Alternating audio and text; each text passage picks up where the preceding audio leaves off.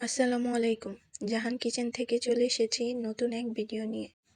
আজকের রেসিপি হচ্ছে পুডিং, তবে একটু ভিন্নভাবে উপস্থাপন করছি আপনাদের সামনে।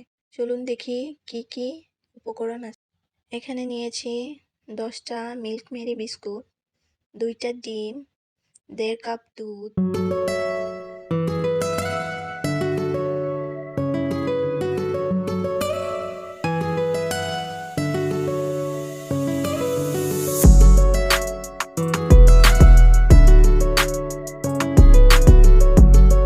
দিয়ে দিচ্ছি 2 টেবিল চামচ চিনি ও সামান্য লবণ অ্যাড করব এতে। আপনারা চাইলে লবণটা স্কিপও করতে পারেন। এখন এটা কিছুটা সময় রেখে দিব। এখন আমি চুলায় একটা প্যান বসিয়ে নিয়েছি। এতে দিয়ে দিব 2 টেবিল চামচ পরিমাণে চিনি ক্যারামেল করার জন্য। আপনারা চাইলে একটু বেশিও দিতে পারেন।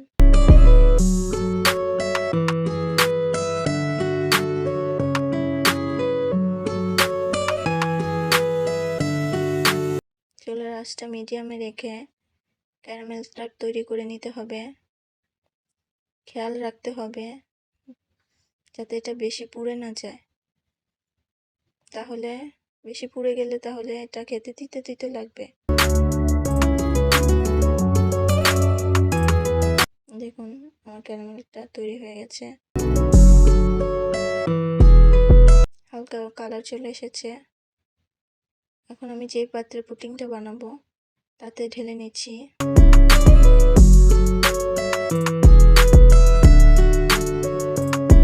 এখন আমি এটা কিছুটা ঠান্ডা করে নেব।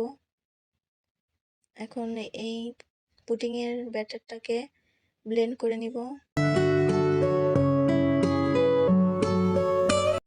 ঢেলে নিচ্ছি।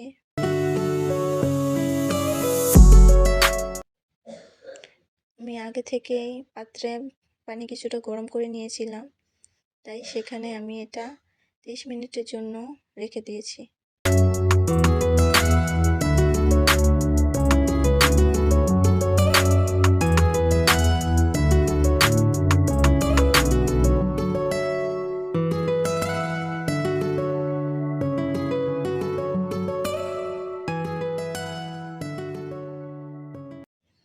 আপনারা যদি দেখেন এটা 30 মিনিটের মধ্যেও কিছুটা বাকি রয়েছে, হয়নি, তাহলে আরও কিছুটা সময় আপনারা চুলায় বসিয়ে নেবেন।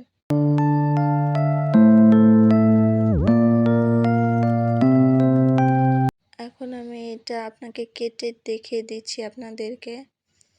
আপনারা এটা ফ্রিজে রেখে ঠান্ডা করে তারপর কেটে নেবেন। ডিম দুধের পুডিংয়ের থেকেও স্বাদে কম হবে না এই পুডিংটা। আপনারা বাড়িতে ট্রাই করে দেখবেন কতটা সুস্বাদু হয় এই পুডিং।